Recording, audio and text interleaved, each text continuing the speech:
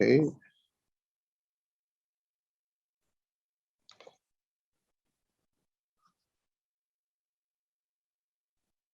Good morning, everyone. We'd like to call our meeting to order for Thursday, April 7, 2022, Agriculture and Rural Affairs Committee. The chair statement, the public hearing for OP and zoning item. This is a public meeting to consider the proposed comprehensive official plan and zoning bylaw amendments listed as item 2 and 4 on today's agenda. For the item just mentioned, only those who make oral submissions today or written submission before the amendment are adopted may appeal the matter to the Ontario Land Tribunal. In addition, the applicant may appeal the matter to the Ontario Land Tribunal if council does not adopt an amendment within 90 days of receipt of the applications for zoning and 120 days for an official plan amendment. To submit written comment on this amendment prior to the consideration by the City Council on February 9, please email or call the committee or council coordinator. Is that February 9th is correct, I think? Okay. Mr. Chair, I believe the items from this agenda will be rising to council on the 13th of April. 13th. Unless otherwise noted on the agenda. That's okay. Thank you, Caitlin. And notes to committee member, obviously this meeting is still virtual meeting and we don't have to go through the Zoom protocol, but council are reminded if you have any motion on any of the item listed today, please send a copy to us ahead of the public delegation so the committee members and staff have an opportunity to review and necessary clarify your motion during the discussion of the matter. Thank you. So I'm going to do a little roll call myself this time. We receive a message, Councillor Meehan, she will not be joining us today. She's a little bit under the weather. So we'll go with the roll call. Councillor Gower. Here. Councillor Darouz. I thought I saw Councillor. Okay. Councillor Moffat. Here. Vice Chair Pitts. Here. And myself here. So we'll go through the consent agenda first. And declaration of interest. Here, man. Confirmation of minutes. Minutes 29 minutes of the February 3rd, 2022 of the Agriculture and Rural Affairs Committee. Is the minute confirmed? Confirmed. Thank you. So planning, real estate and economic development. So item number 1 is the high performance development standard. We have a presentation and we have speakers on the item. So we'll hold item number 1. Item number 2 is a zoning bylaw amendment, 1144 and 1180, 8th Line Road in Osgood Ward. So the report recommendation that the Agricultural Affairs Committee recommend Council approve an amendment to zoning bylaw 2008-250 for 1144 8th line for the purpose of rezoning the land from parks and open space zone, subzone A, O1A, to agriculture zone AG to permit an agricultural use as detailed in document 2. Document 2 is the Agricultural Affairs Committee recommend Council approve an amendment to zoning bylaw 2008-250 for 1188th Line Road for the purpose of rezoning land. So this is obviously one of the surplus has been going back to agriculture. We have no speaker on this item, and I believe the councillor aware of this item and he's in support of it. Can we carry item number 2? Carried. Okay, thank you.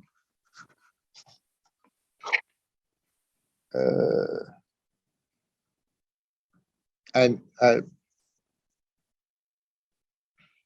sorry, I believe for item number 2, we carried that we have Jonah Bond on behalf of the applicant, but since we don't have any and we carried the item, just want to say thank you for Mr. Bond to be available for us.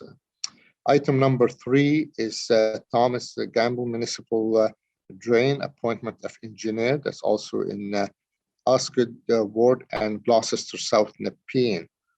And the report recommendation that the Agriculture and Rural Affairs Committee recommend that Council appoint Mr. Andy Robinson, P. Engineer of Robinson Consulting Inc., as an engineer of record to prepare a report under Section 78(1) of the Drainage Act to inform Council on the current status of the Thomas Gamble Municipal Drain and whether one or more of the projects listed under Section 78(1.1) as required for the latter use, maintenance, or repair of the drainage work of the land or roads. And item 2, so we have Mr. Ryan here. If we have any question, if it's not, can we carry item number 3? Okay, thank you. Thank you, Mr. Chair. Thank you, Mr. Ryan. And item number 4, and that's the City of Ottawa Zoning Bylaw 2008-250 amendment. And we do have a technical amendment prepared by staff, and I'm going to ask the Vice Chair to read this technical amendment. Sure.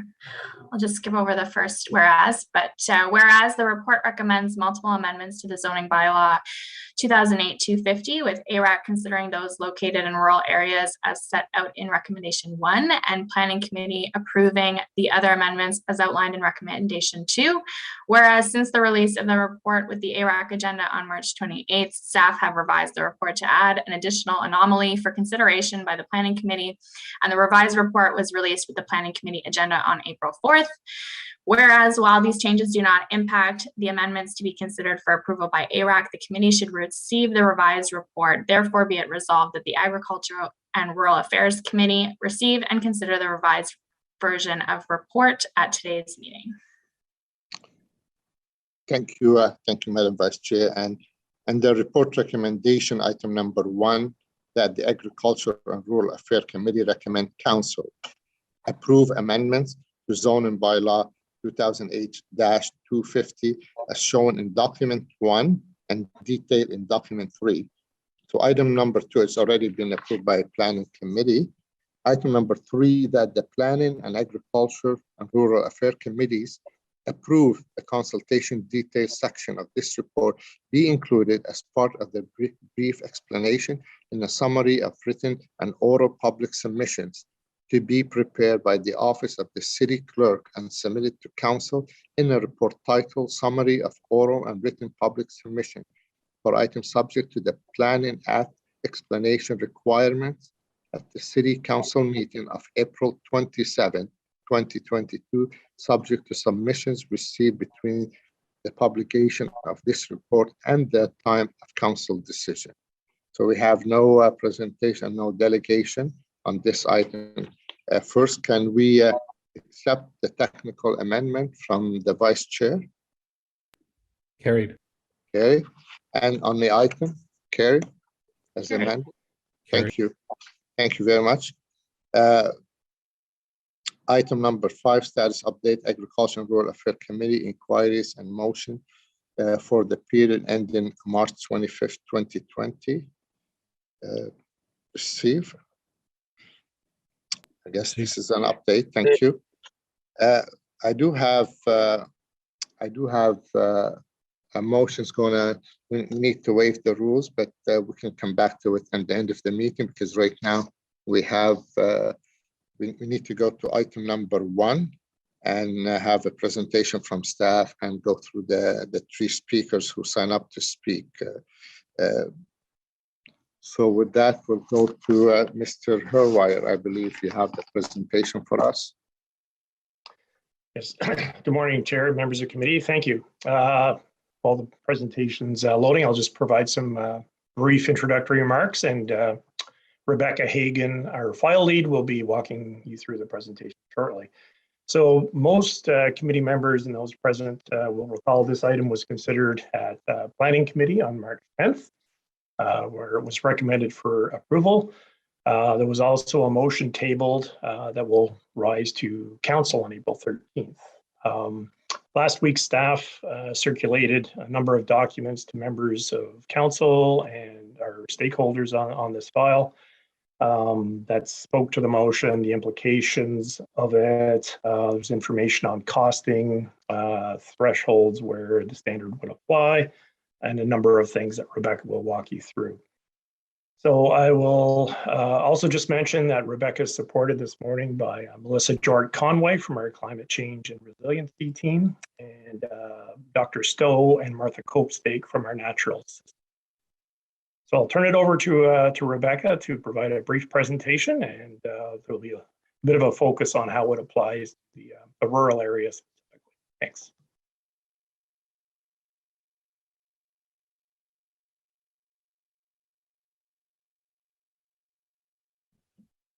Good morning. Thanks, Don. Yeah, so I'll just jump right in. So next slide. So I'll be going over briefly, again, as a reminder, the staff report recommendations, a bit of the background, the benefits and specific to the implications specific to the rural area, and then going into the engagement process and what we heard, and then the next steps for the standard. Next slide.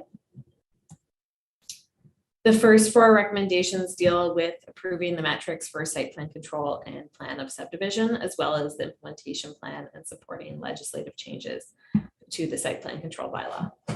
Next slide. The fifth recommendation, next slide. The fifth recommendation directs next steps to advance the standard and associated projects, including updating the green building policy, ongoing monitoring and reporting, incentive program development, future updates to the high performance development standard, and considerations for the high performance development standard where reduced submission requirements are enabled. Next slide. The sixth recommendation deals with working with the province to advance objectives at the building code level. Next slide. The high performance development standard is a collection of voluntary and required metrics that raise the performance of new building projects to advance sustainable and resilient design. The Planning Act gives municipalities in Ontario authority to use site plan control and plan of subdivision to review priority elements of developments. Ottawa's high performance development standard is enabled through policy direction within Ottawa's new official plan. Over the last 17 years, starting in 2006, 8 municipalities in Ontario have implemented similar standards. Ottawa has worked and learned from these municipalities to develop the high performance development standard. These standards all use the same legislative authorities as proposed in Ottawa's high performance development standard. Next slide. The standard will shift the industry to consider sustainability impacts earlier in the project, where more opportunities to change the design. This shift will help to grow the green job sector and build capacity to meet future building code changes. Collectively, the standard aims to advance the climate change mitigation and adaptation priorities of the Climate Change Master Plan, Energy Evolution, Climate Resiliency Strategy, as well as other corporate objectives related to public health, ecology, and accessibility. Next slide. The standard does not apply to projects pursuing building permit only, and the standard is split into two tiers. Tier 1 is required and Tier 2 is voluntary. Tier 1 applies to all new plan of subdivision applications and all site applications, except in the rural area where it is applied to complex applications only. Tier 2 is encouraged, and tools and strategies to incentivize and increase adoption are under review and will require further internal and external consultation. The HPDS will be phased in over time to build staff and industry capacity while still accounting for climate change targets. The standard is proposed to be reviewed every 4 years, subject to council approval. with the energy metric advancing in each update as shown on the diagram on the slide. Next slide. The majority of site plan applications in the rural area are small, generally consisting of coach houses and or minor additions or changes to commercial sites. There were, over the last 2 years, so between 2020 and 2021, there were 3 new complex applications in the rural area. Last year, 2 commercial, and of those, 2 were commercial warehouses and 1 was a light industrial use. The rest of the applications were either standard small rural residential, standard or small residential. The small residential are made up primarily of small residential building additions such as coach houses. Next slide. The standard covers some key features of sustainable and resilient design, energy, health, ecology, resiliency, waste, and transportation. This builds on interrelated policies and guidelines already in place and under development in Ottawa today. For site plan control, there are 12 metrics required under Tier 1 and 22 metrics required under Tier 2, listed here. Next slide. Plan of subdivision has 3 mandatory metrics in Tier 1 and 5 voluntary metrics in Tier 2. Next slide. Engagement on the project started with energy evolution, continued throughout the official plan, and got very specific during the project development. A series of 8 workshops were held with developers, architects, and sustainability consultants on the proposed standard. In November 2021, the draft HPDS was published on Engage Ottawa. Staff received comments, held public information sessions, and 2 Q&A sessions. Next slide. Throughout consultation, their industry and public raised key concerns over the standard. We have tried to mitigate these concerns where possible, as described in more detail in the report. Strategies to respond to the concerns include phasing the plan and next steps proposed in the report. Next slide. The next step, staff will start implementing the plan and begin updating the green building policy, develop an incentive program, monitor and report on the standard, provide updates to the standard every 4 years, provide considerations for the high performance development standard where reduced submission requirements are enabled, and work with the province to advance the climate change in the Ontario Building Code. Next slide. So thank you. And I know for some of you who are at planning committee as well, that was a little bit of a repeat, but I wanted to make sure we had a good foundation for anybody that wasn't at planning committee that is on the Agriculture and Rural Affairs Committee. So thanks. Thank you. Thank you very much, Rebecca, for your presentation. So we'll go directly to the public delegation, and we start with Daniel Buckles. Good morning, sir. And you have 5 minutes to address the committee. Thank you, councillors, for the opportunity to speak this morning. The Green Building Standard is a welcome addition to the city's policy toolbox. It seeks to make buildings and building lots greener, which will help people save money in the long term through energy efficiency, and create healthier buildings and help reduce Ottawa's largest source of greenhouse gas emissions. The draft also includes requirements for tree canopy and tree species selection in the context of landscaping plans for new construction.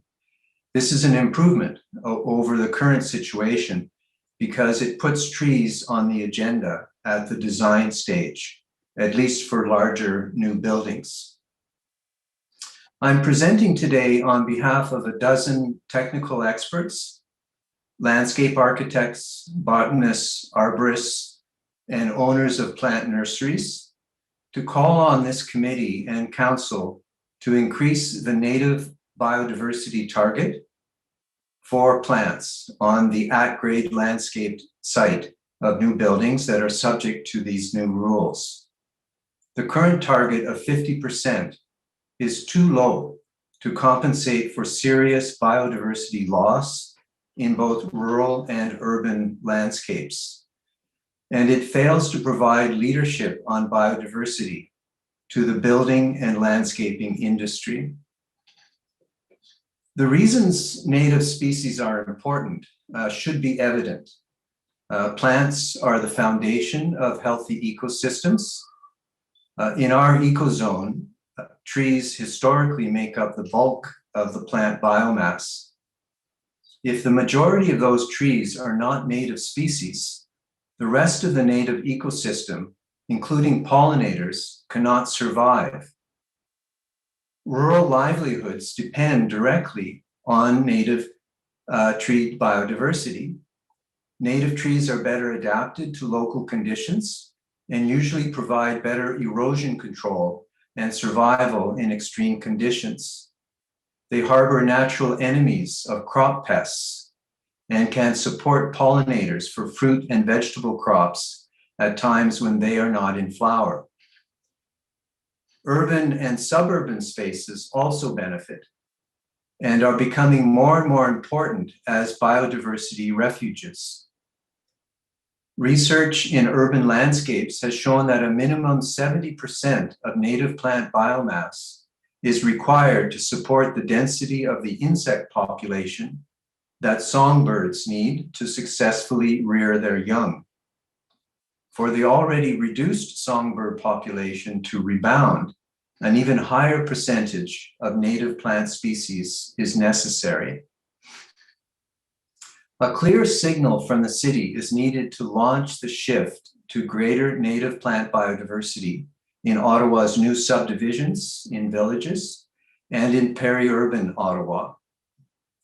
There's no reason why a significantly higher target cannot be set, which will help protect rural and urban landscapes from further erosion of the biodiversity needed to support healthy ecosystems and the agricultural livelihoods these help preserve.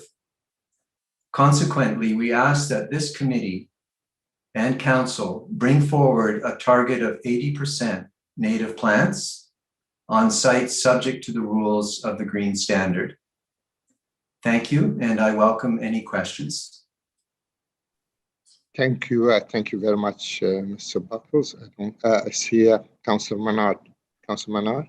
Oh, thank you so much, Mr. Chair. And normally wouldn't engage too much for the committee, obviously, rural representatives here. I just, on this topic, I wanted to ask Daniel about staff's comment around the native tree species that we had heard last time. And just to go into that, so I think city staff had talked about that they believe that the HPDS higher target for native trees is not practical for a couple of reasons, or needs to be investigated a little bit more. One, they said that the non-native, non-invasive species are needed for some plant environments, such as clay soils. And then they also indicated that a higher native species target would require the city to change its procurement practices, noting that the nursery industry would need time to improve their stock supply. So just, can you go into, I suspect you've looked at those and have some ideas around those two pieces of information staff shared. Can you just go into, what you think would be successful in terms of addressing those concerns staff laid out? Thank you, Chair and Council. The first point about the need for non-native, non-invasive species for some kinds of settings is not something that we're disputing at all. There is a need. It's really a question of the level, the scope that is provided for non-native, non-invasive species. It's much greater than it needs to be to address those very few specific settings where non-native, non-invasive trees or other kinds of plants might be suitable. There's an incredible diversity available in the native category, literally hundreds of species in the North American northeastern North America, native and what are also called near natives, that are options and that can be drawn from. Many fabulous flowering trees and plants that work well in a lot of different environments. And I'll give you just one example. I know that the European linden, small leaf linden, is one of the species that the city thinks is needed. But there are many alternates within the native and non-native category for the European linden. There's something called the American basswood, which is native throughout Eastern North America. And then there are a whole bunch of other full-sized hardwood trees that would do just as well as the European linden: sugar maples, black maple, red maple, silver maple, different kinds of oaks, hickories, black walnut. The range of options is huge, and it's simply not being used effectively. And while some scope is needed for non-natives, it doesn't need to be anywhere near that 50% level to meet the needs that are there. Regarding the second point, procurement procedures, to me, that's would be a case of the tail wagging the dog.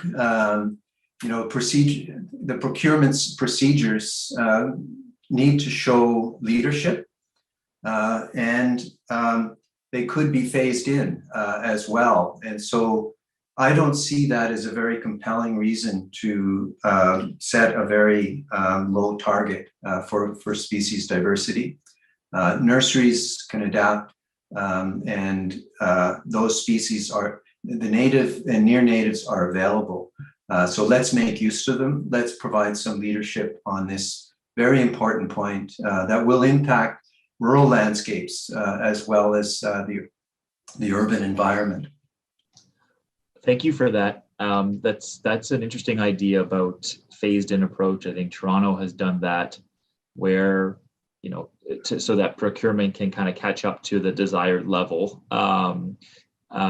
And so a phased-in approach might be a nice middle ground where we start with the proposal that's in front of us with staff, and then have direction to phase it up to a higher percentage over time, so they can catch up with the procurement model that they've laid out. So that gives food for thought, and that I appreciate. Sorry, go ahead. Yeah, if I may, on that point, indeed, that does provide some options. But note too that staff have just reminded us that there is no formal update to the standard for 4 years, according to their plan. So a phase-in would need to recognize that we're not talking about 4 years from now to improve the level of diversity, but rather phase in starting from the get-go. And setting a higher target already provides a direction. That's very helpful. Thank you very much, Chair. Thank you, Councillor, and thank you, Mr. Buckles. Thank you very much.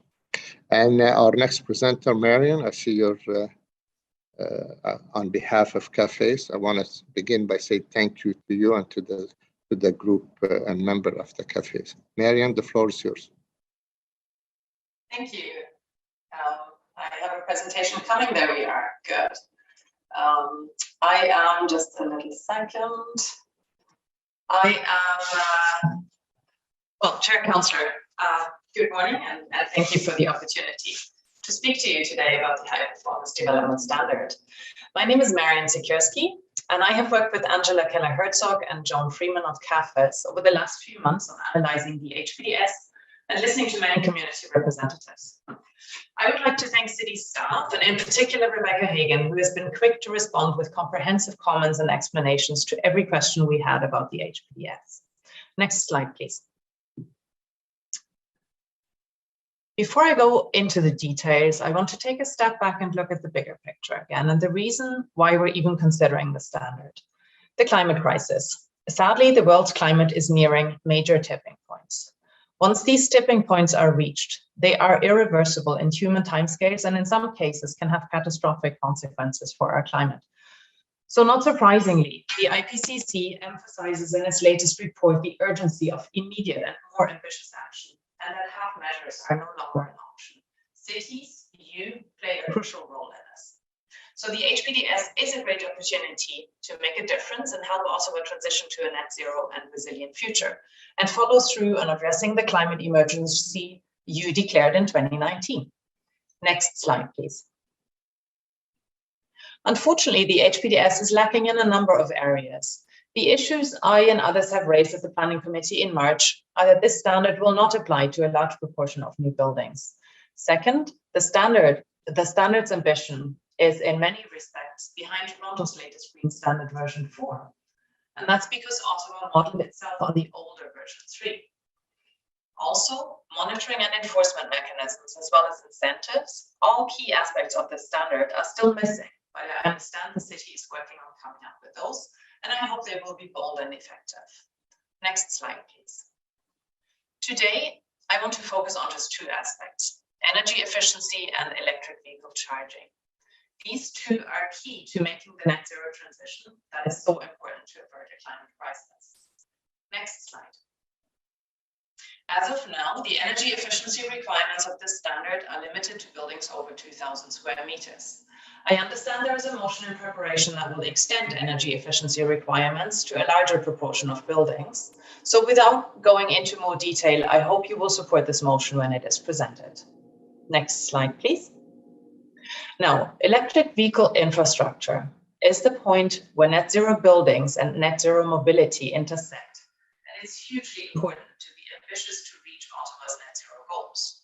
Also, because retrofitting electric car chargers is so much more expensive than building right from the beginning. In particular for your constituents in rural areas, it is essential to have access to fast charging facilities. They tend to travel longer distances and therefore need to be able to top up on the go. So fast charging level 2 or 3 is really essential here. Now, currently the HPDS does not contain any mandatory requirements for electric vehicle charging, and we are asked to wait for a zoning update in 2024. Now, that's almost halfway through the most important decade when it comes to addressing the climate crisis. Next slide, please. Now, I'd like to take again a step back and look at the bigger picture and see how Canada fits in internationally. And I must say, I was surprised by the data I found. While Canada has doubled its share in EV sales in 2021, it still lags shockingly far behind most major developed economies. I've provided some details for you in the slides. Interestingly, in 2019, Canada was at par with the European Union in electric car sales. But within 2 years, European countries surged ahead to have a much bigger share of electric car sales than Canada. Which brings us to charging infrastructure. Next slide, please. I've looked at EV charging availability and regulations elsewhere. In terms of availability, I've compared Ottawa with cities of a similar size, and you can see the data on the slides. Stockholm shows 2,100 publicly accessible chargers, aiming for 4,000 at the end of this year. Munich has over 1,000, with many more in the rural areas surrounding the city. Now, Ottawa has a maximum of about 223. You can see for yourself that Ottawa is far behind. Now, the problem is that we can't achieve the projected and necessary EV growth if charging facilities don't keep up. Next slide, please. That's why I also had a look at building regulations with regards to charging. The EU now requires all new buildings to have pre-cabling for EV charging. Next slide, please. Marian, you have reached your time. If you can wrap up, please. Okay. Same goes for the US and even Toronto. Next slide, please. And also Toronto and other municipalities are now requiring pre-cabling or working EV chargers. So I hope that you can find a way to include EV charging in the HPDS. I understand there are limitations due to the legal authority, but if all else fails, maybe you can look at making external chargers obligatory for new buildings. Thank you, Marian. For your time. Thank you. Now I have the screen back. There's no question. I just want to say thank you Marian, for your presentation and on speaking on behalf of cafes. Thank you.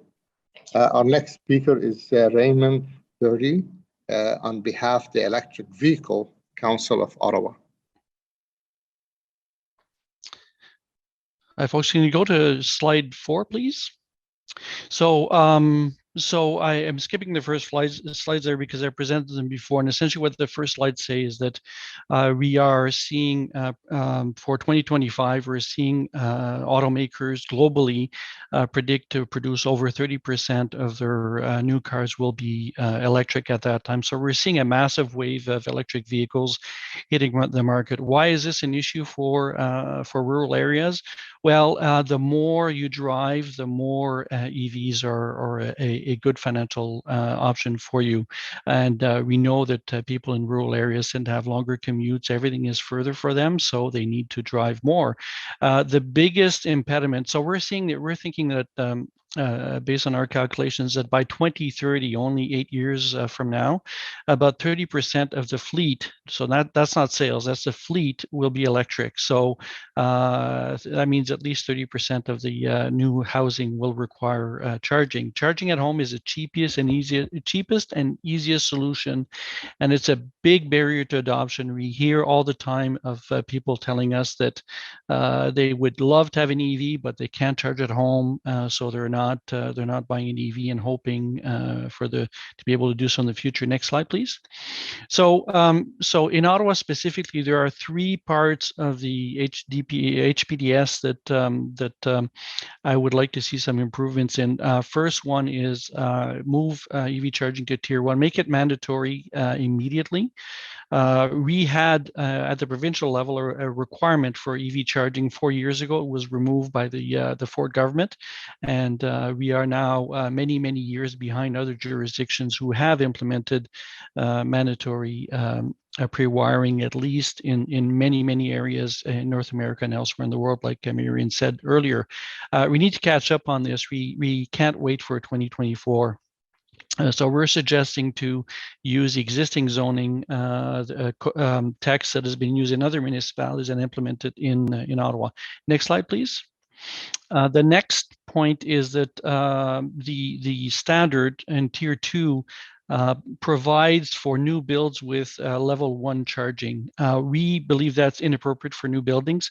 Level 1 is a good compromise for existing buildings where they have some issues, whether it's cost or capacity, that keep them from going to level 2. But we believe that vehicle to grid will be a large market going in the future as a solution to store intermittent green energy. So and level 2 is required, so 230 volt charging is required for a vehicle to grid. So we would like the standard to reflect that. We're not aware of any other jurisdiction that is allowing level 1, so we don't believe we should be doing that here. Next slide, please. So the other thing that's in the standard that's a bit fuzzy and I would like to see clarified is a metering requirement. The current text talks about revenue metering capability so that meters may be installed, okay, to apportion the energy costs. The issue there is that if you're having to use, based on this, utility grade metering, that will add at least $2,000 of extra cost per charging station, which is cost that's really not necessary.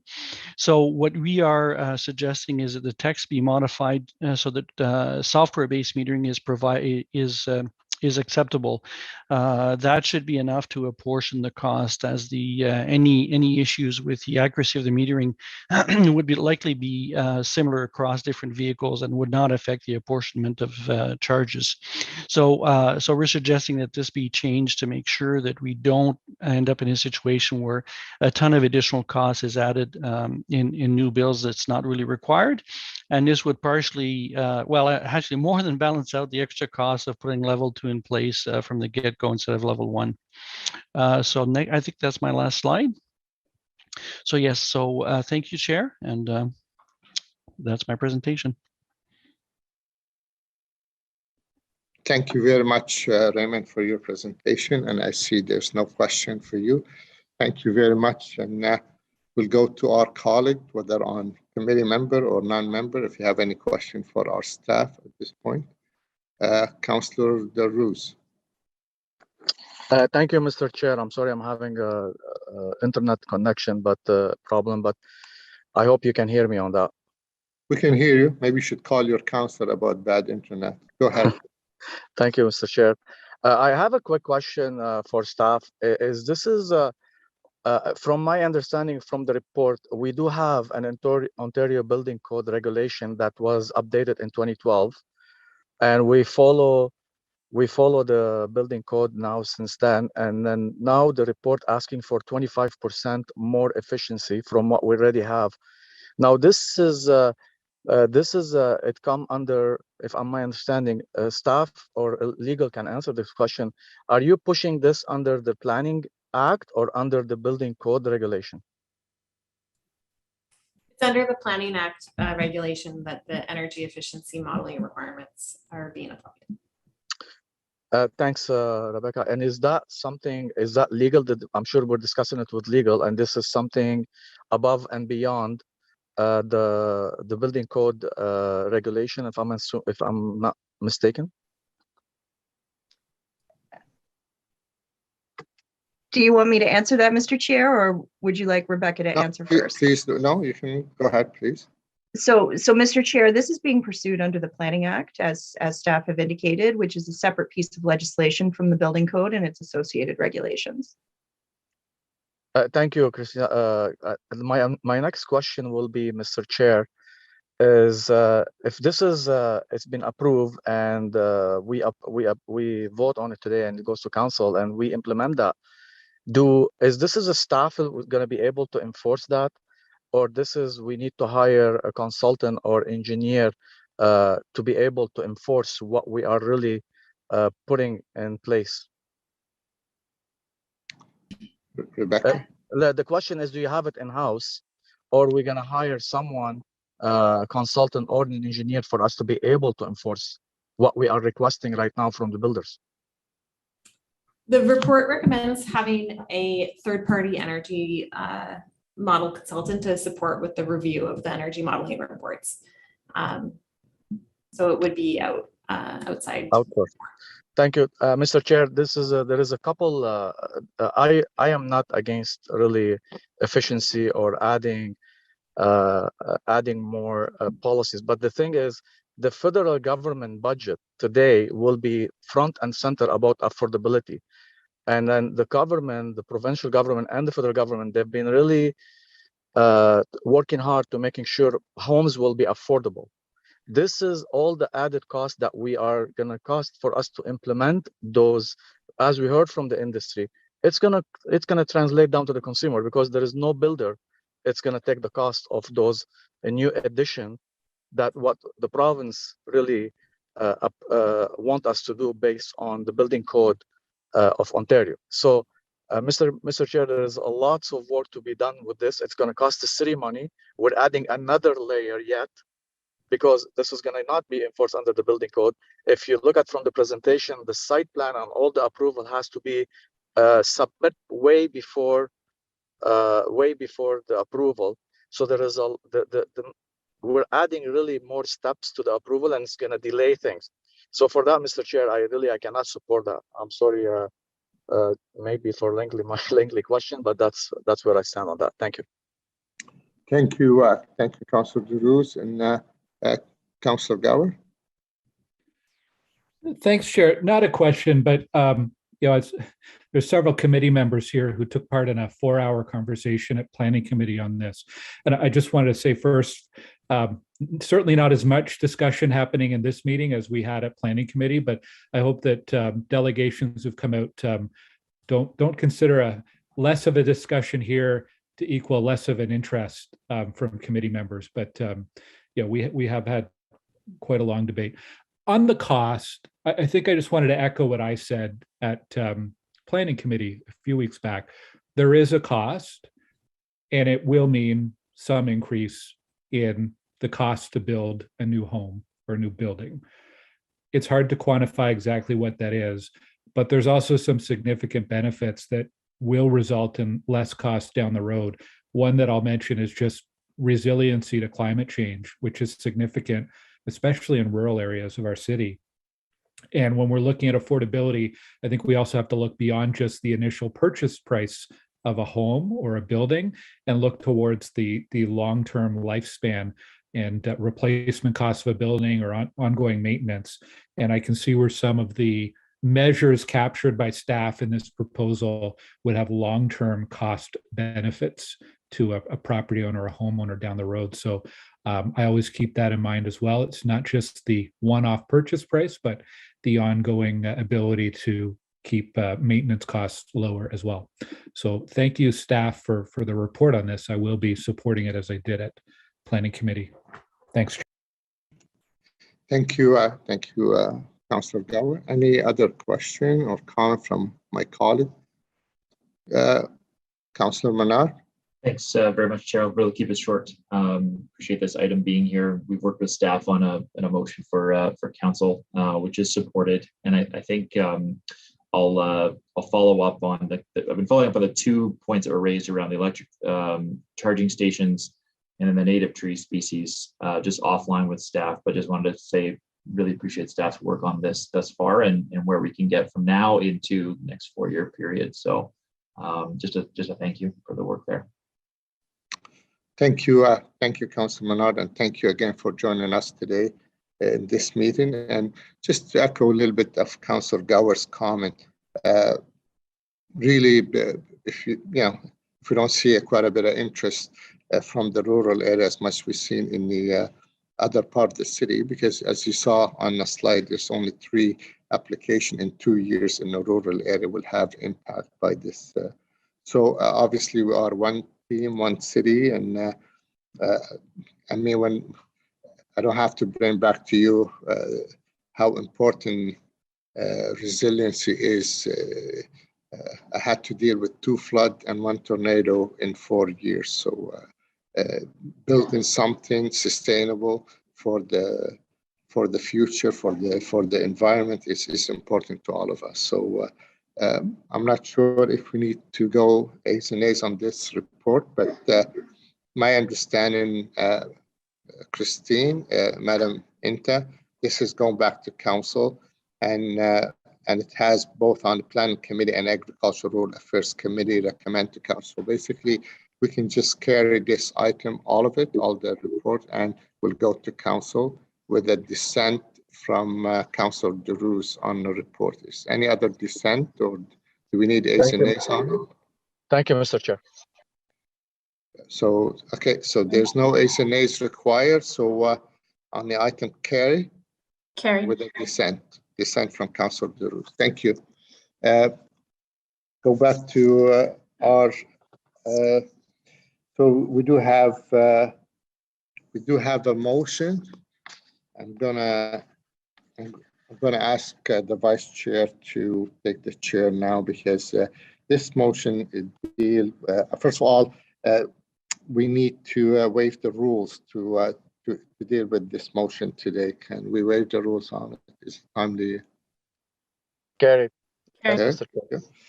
Thank you. So let me read the motion, and I think I might have to ask Adam Brown to give a little bit of history on it, because so that the following motion be considered today's meeting pursuant to subsection 89 proceeds by law, whereas lot 29, plan 768-141 Carey Hill was registered as a lot of plan of subdivisions, and was due to the presence and accessory structure with respect to a lot 29, there was a possible incompliance with the respect to the zoning. And whereas to eliminate the possible incompliance, lot 29, 30, and 31 were deregistered as a lot on plan of subdivision with an enactment of bylaw of the Township of West Carleton. And whereas a sale of 141 Carey Hill, lot 29, has occurred, and whereas any structures accessory to lot 29 are to be removed. Therefore, be it resolved that the Agricultural Rural Affairs Committee recommend to Council that the bylaw 49 of 1999 of the Township of West Carleton be repealed in respect of Lot 29, Plan 768. I do believe the proponent has have a legal representation if we have any question for, but before we go to any question, I'm going to ask Mr. Brown to give us a little bit of background on this item. Mr. Brown? Thank you, Mr. Chair. Yes, we were advised that the owner of Lot 29 wishes to convey it separately. Currently, from my understanding, the same owner owns lots 29, 30, and 31, but they wish to convey Lot 29 separately. And when there was some research done by their legal counsel or the purchaser's legal counsel, it was determined that West Carleton Township back in 1999 had deregistered the subdivision for these three particular lots due to some sort of issue regarding compliance with zoning. And I don't know what exactly happened in 1999, Mr. Chair, but that was the solution that the township took at the time. Now we're confident that Lot 29 itself is in compliance or can be put in compliance with the zoning bylaw and can be conveyed separately. And Mr. Mark and perhaps Ms. Enta as well has done some research to determine that in fact we can repeal a part of that 1999 bylaw to allow such a conveyance to proceed. And Ms. Enta may need to correct me or update. No, she's shaking her head no. So it's kind of a historical anomaly from the township days. And by repealing part of this bylaw, we will allow the current owner to be able to convey it to the new purchaser and still be in compliance with the zoning bylaw. So staff have no concerns with the motion. Well, thank you very much for this clarification. Any question from my colleague? Seeing us, can we carry this motion? Carried. Carried. Thank you very much, and thank you, Madam Vice Chair. I believe item 5 within. I spoke about quickly the Office of the City Clerk Status Update, Agricultural Affairs Committee, inquiries and motion for the period ending March 25th, 2022, that the Agriculture and Rural Affairs Committee receive this report for information. Can we receive it? Receive. Thank you. I believe we have someone registered to speak at the open mic session. Chair, I do have a motion as well, if you recall. Yes, you're right, Councilor Moffitt. My apology, I don't have it in front of me, but I trust staff. You have it, Kelly? You know, can you share it with us, Scott, Councilor Moffitt, or Adam, or somebody share it on the screen? Yeah, so we have to waive the rules first. It's related to an appeal of a Committee of Adjustment decision to the Untitled Land Tribunal. So yes, first of all, thank you to you and staff for briefing me and the Vice Chair on this one. I'm fully brief on it, and unfortunately, I don't have the motion in front of me.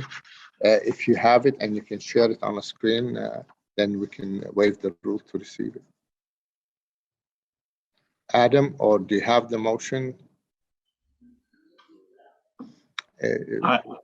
Mr. Chair, I had forwarded a draft of the motion, but I have not seen the final version of the motion. Okay. Okay. Councilor Moffitt, you have it? I do have the motion in front of me. It was the same. It's the same as the draft. Okay, so why don't you read it for us to waive the rule first? Yeah, go ahead. So can we move? Can we receive this item? Waive the rules to receive this item?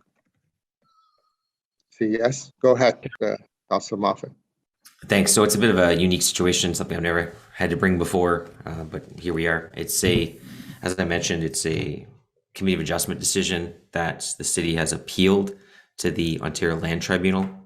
So I'll just read it because it kind of provides the context of it, and I can touch on that, any additional further information if required. So whereas the Committee of Adjustment hearing of December 8th, 2021 reviewed a consent to sever application for 1962 Brophy Drive to modify the property lines of an existing historical residential lot in the agricultural resource area. And whereas there is no net new lot creation, and if 2 homes were built today in the current lot configuration, the same impacts occur if 2 homes were built under the proposed configuration. And whereas despite the planning staff report indicating objection, panel 3 of the Committee of Adjustment unanimously approved the consent application in a decision dated December 17th, 2021. And whereas city staff have initiated an appeal of the Committee of Adjustment's decision in this matter to the Ontario Land Tribunal. And whereas, in my opinion, the negative impacts of this application are not sufficient to warrant an appeal, therefore be it resolved that Agricultural Affairs Committee recommend to Council that legal services staff be directed to withdraw the city's appeal of the Committee of Adjustment decision of this consent to sever application at 1962 Brophy Drive. So it's a bit of a confusing one because the policy is pretty clear. We don't permit severances in the agricultural resource area.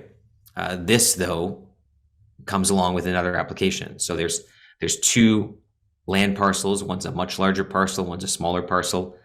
And essentially what's happening is that there's a bit of a land swap, so to speak, between the two, the larger and the smaller parcel, to reposition where the smaller parcel actually is as it relates to Third Line Road and its frontage onto Third Line Road. As it stands today, 2 homes could be built on these 2 pieces of property. As it stands with the decision of the Committee of Adjustment, 2 homes could still be built on this same piece of property, but just in different configurations to the smaller lot versus the larger lot. So obviously I fully respect the policy position of staff, but I do not believe that the Committee of Adjustment erred in their decision making here. I think they looked at the situation. I think they saw that there's no net loss in agricultural land because of the situation that exists today. There is no new creation of a dwelling lot in the rural area, in the agricultural resource area. So as such, I think it's safe for this application to move forward and to respect the decision of the Committee of Adjustment and withdraw the city's appeal of that decision. Okay, thank you, Councillor Moffat. Obviously, I want to thank you for having a meeting with me and the Vice Chair. I want to thank Adam and staff also for meeting with us, explaining the situation. Mr. Brown, I don't know if you wish to comment or not, but if you like, I'll give you the opportunity.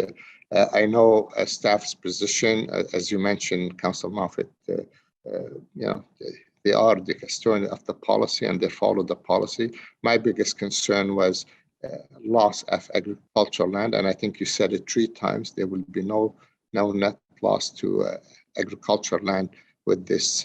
It's just a policy. A staff obviously respecting the policy, but on this one off, I feel personally comfortable to not to go forward with the appeal. So I'm not sure if any other council have any comment on.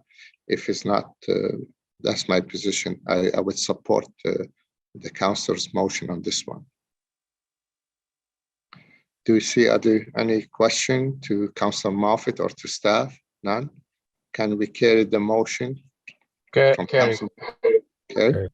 Thank you very much. So with that,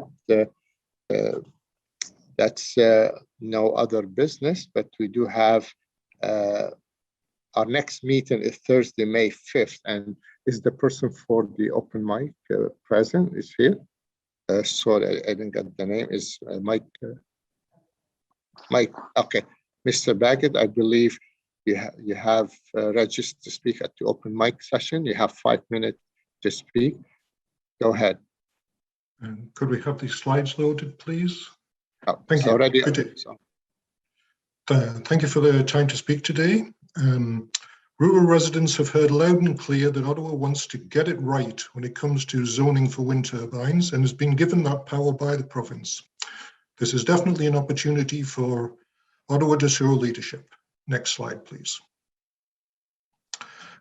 So I'm here representing Ottawa Wind Concerns. We've been an organization of volunteers which started in North Core in 2008. I joined the board in 2011, and we've been briefing over the years some of the councillors who are on this committee since about 2012. Next slide, please. So there are about 2,500 wind turbines represented by the green dots here, and you can see they're mostly on the shores of the Great Lakes or possibly on in the Saint Laurent on Wolfe Island. And though the wind does blow intermittently, this is definitely where the wind blows. Next slide, please. So I'm going to talk about 3 things. human health concerns associated with wind turbines, the industrial safety of those turbines, and the need for environmental protection. Next slide, please.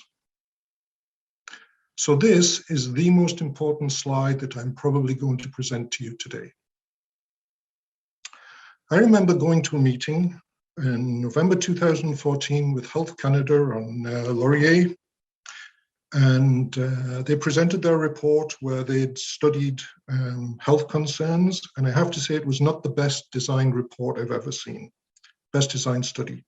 And there's two things that I remember specifically. First of all, they described the health impacts that you see in front of you: headaches, noise, panic, vertigo, anxiety, etc., etc. These are all categorized as annoyance. If I had those, I would be pretty annoyed. And the second thing they said was that their study did not really set out to prove cause and effect. As I said, it wasn't the best designed study in the world. And the result of this study was that they were frequently misquoted, no fault of theirs necessarily, as showing that there was no link between IWTs and health concerns. 7 years later, 3 researchers categorically proved cause and effect using the established Bradford Hill scientific method, and they documented direct cause and effect. I remember in 2018 reading hundreds and hundreds of reports under the Freedom of Information Act, of incident reports of people complaining about turbines, and you actually had to read what they said about how they felt, feeling vibrations in their gut, not just hearing it, putting up heavy curtains, drapes, to block out the shadow flicker, to eliminate strobe effect. There is only one way to mitigate those health impacts, and that is to use distance to control noise, vibration, and flicker. Next slide, please. With respect to industrial safety, these turbines are big. People don't realize how big they are. They're really big. If you've never seen one up close, drive an hour from City Hall, 70 kilometers down to North Stormont, and stand under one. The blades are about 450 feet long. That's about a bit longer than 2 Ottawa Senators' rinks, laid end to end. And they're about up to 550 feet high. And no local fire department in the world is putting out a blaze 500 feet in the air with the equipment we have. The second point shows about 11, and you might say only 11, failures which have been documented of these things. But every one of these failures is a major incident. And a picture being worth 1,000 words, we're going to very quickly look at what these all look like. Next slide, please. So here we have the result, you can see, of foundations not being able to support hundreds and hundreds of tons of steel, and the tower literally collapsing. Next slide. Here you see the result of a blade shearing and literally carving the tower in half, and that's what a tower hit by a blade looks like. Next slide. So when blades shear, according to the multi-municipal working group that studied this, debris the size of a car flies hundreds and hundreds and hundreds of meters. Next slide. Here we can see...